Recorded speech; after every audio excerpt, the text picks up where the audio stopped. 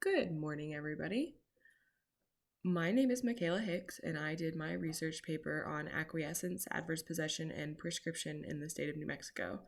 I decided on this because I thought that it was important that we had these different principles of law that allow for a resolution between neighbors that's of some boundary dispute that may come about. The first one I looked at, acquiescence, is passive compliance or satisfaction resulting in change in boundary. This basically means that if there is an original boundary and at some point, say, a fence is put up that's not exactly on the property line, but that fence is there for 10 plus years and both neighbors know where it is and can see it daily, then they have essentially acquiesced their property line to the fence line as opposed to where it was originally. So whomever's property the fence got put onto loses some property and the other person gains some property. There's a couple of different court cases that I have that involve acquiescence. The first one is Platt versus Martinez.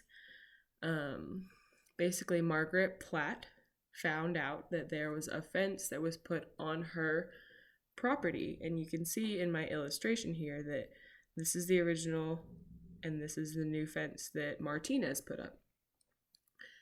Now, Martinez claimed acquiescence of the fence line because it had been there for some odd years. However, on Martinez's side of the property, it is this brushy, hilly area, and she can't see the fence.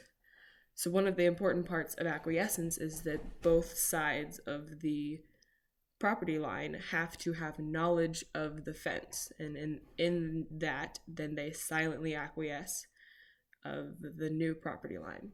However, Martinez was able to prove that she had no knowledge of the fence being there, the new one, and it was in an area that she couldn't see from her house and didn't normally go looking for on her property.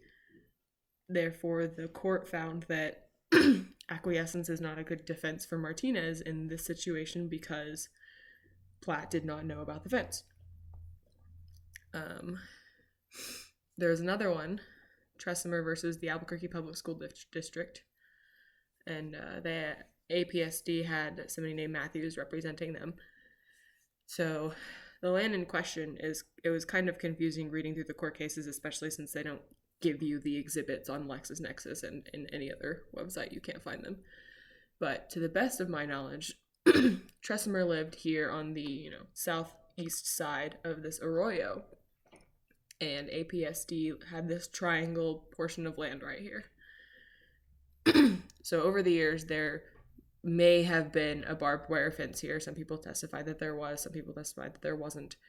And Tressimer brought a suit saying that because this fence had been here for so long and he has been, I guess, using this arroyo, that this arroyo is now his land.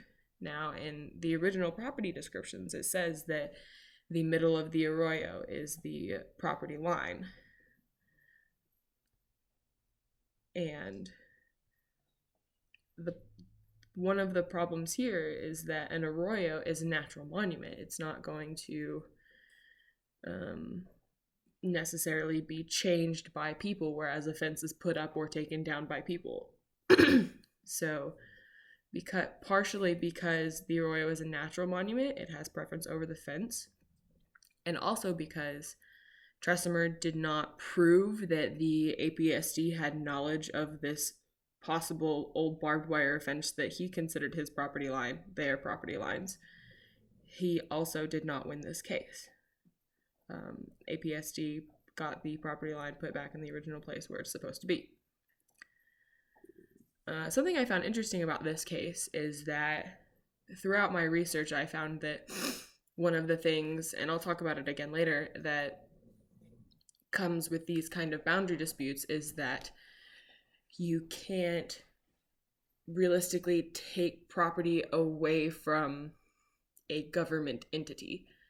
And the way that it was worded in our textbook is that because a government entity cannot have realistically one person representing their authority on land purchases and whatnot, because most of the time there's multiple processes that you have to go through and getting approvals and everything, that you cannot acquiesce, adverse possess, or get a prescriptive easement for public property or government property.